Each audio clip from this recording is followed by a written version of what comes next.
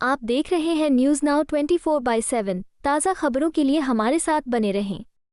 कर्नाटका के कलाबुरागी में दलित सेना ने कोल्हापुर मस्जिद हमले पर शिंदे सरकार की आलोचना की। उन्होंने कहा, कुरान जलाए गए, घरों को लूटा गया और मस्जिद पर भगवा झंडा फहराया गया।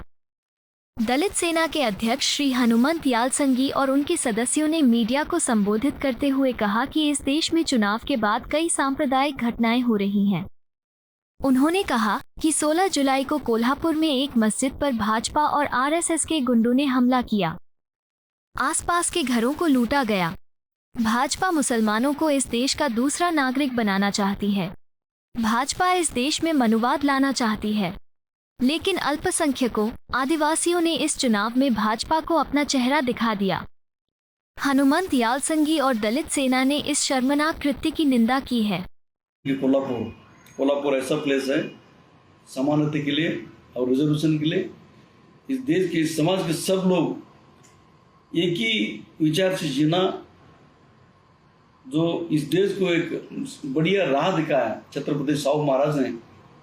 उस एरिया में जो गाजीपुर विलेज दरगाह की फोर्ट को जो है, वहाँ कुछ गुंडे लोग जो दरगाह में अटैक करके तोड़ मस्जिद फोर्ट बोलते हो, आर्कियोलॉजिकल डिपार्टमेंट में आते हो, directly central government of India में आता है, उसका सुपर्द में आता है। सेंट्रल गवर्नमेंट उसका प्रोटेक्ट करना है और हिस्टोरिकल प्लेस है वो। उस जगह में ये जो टेरर जैसा अटैक होता है, बहुत खतरनाक अटैक हो गया। ये संभाजी राजे जो छत्रपति भोसले बोल के शिवाजी महाराज के जो डायरेक्ट वंशज आता, उनके नेतृत्व वो लीड कर रहे थे उस दंगेखोरों को, दगाखोरों को लेकर वो मस्जिद के पास आए। मस्जिद के पास आकर वहाँ मस्जिद में घुसकर तोड़ फोड़ करके वहाँ आग लगा के जो मस्जिद के ऊपर भी गए वो लोग, और मस्जिद के ऊपर भगवा झंडा भी लहराए वो लोग, और वहाँ तोड़ फोड़ भी किए। और अगल बगल जितना भी मुसलमान घर है, मुसलमान घर में घुसे, मुसलमान घर भी लूटा वो लोग, और लूट मार करके और वहाँ जो तो तनाव वातावरण निर्माण किए वो लोग। ये जो अच्छी बात नहीं है, हम कंडेम करते हैं। वहाँ की जो कोल्हापुर जो एडमिनिस्ट्रेशन है, वो कोल्हापुर एडमिनिस्ट्रेशन जो एसपी हो, वहाँ की डीसी हो, सब कंडेम किया और एक्सटेंजेंट एक्शन के लिए वो लोग बात भी किए वो लोग। ये जो फडणवीस, वहाँ की शिंदे एंड फडणवीस, ये इनकी सरकार है बीजेपी के। ये भी और नेक्स्ट नवंबर दिसंबर इलेक्शन भी होने वाले बता।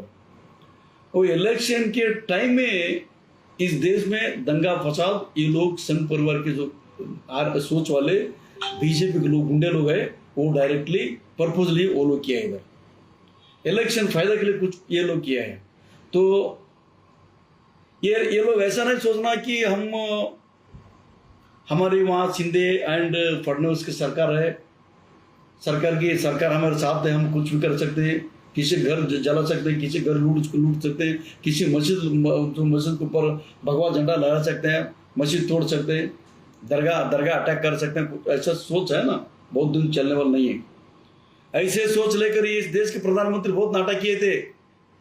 अब की बार 400 पार, यही 400 पार होने के बाद उनका यही प्लान था, इन लोगों को, बीजेपी लोगों का यही 400 पार के लिए ये लोग ये कर रहे थे, हम इंडियन कॉन्स्टिट्यूशन चेंज करेंगे, यहाँ मुसलमानों को रिजर्वेशन खत्म करेंगे, 4% जो रिजर्वेशन उन लोगों को रिजर्वेशन खत्म करेंगे हम, और उनको सेकंड लाइन की सिटीजनशिप दे देंगे, और ब्राह्मण क्षत्रिय वैसे शूद्र उस हिसाब से इंडिया को ये करेंगे, हम मनुवाद लेकर आएंगे। यही सोचते हैं उन लोगों के।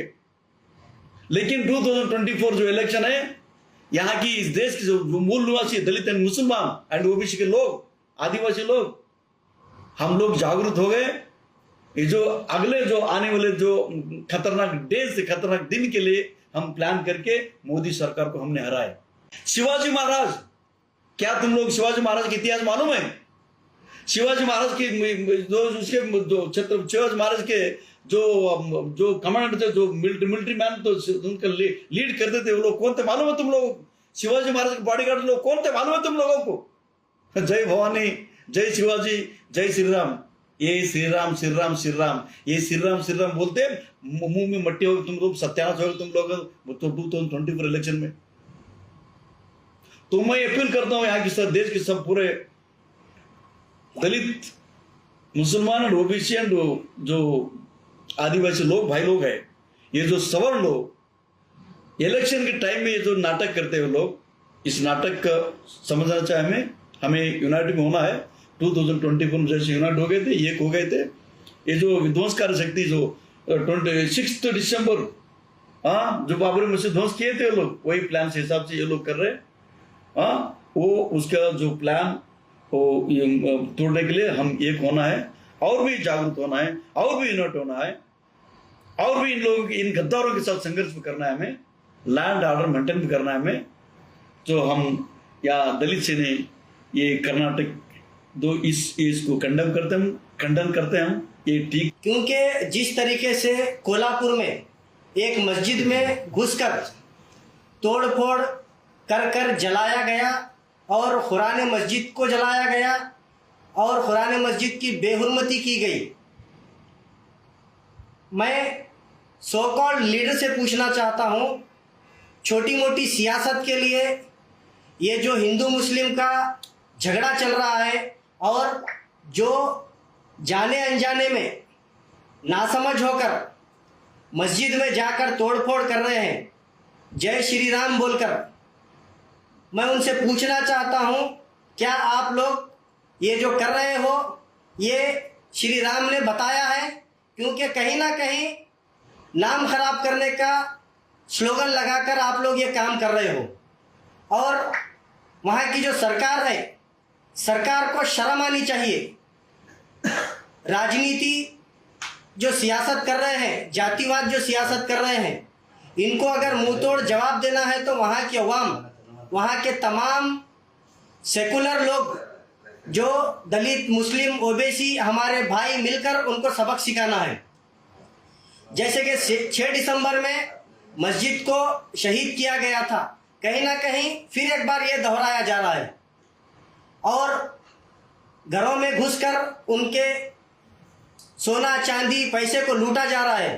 कहीं ना कहीं ये राम के नाम पर दंगा फैलाने की कोशिश की जा रही है, लूटमार हो रही है। तो मैं फिर एक बार वहाँ के हुकूमत से अपील करता हूँ, इसके ऊपर सख्त से सख्त कार्रवाई होनी चाहिए और इनको सलाखों के पीछे भेजना बहुत ज़रूरी है। जय भीम, जय टीपू सुल्तान। हनुमंत यालसंगी और दलित सेना ने इस शर्मनाक कृत्य की निंदा की है। कलबुर्गी, कर्नाटक से इमरान खान की रिपोर्ट। आपको यह वीडियो पसंद आया हो तो इसे लाइक करें, हमारे चैनल को सब्सक्राइब करें।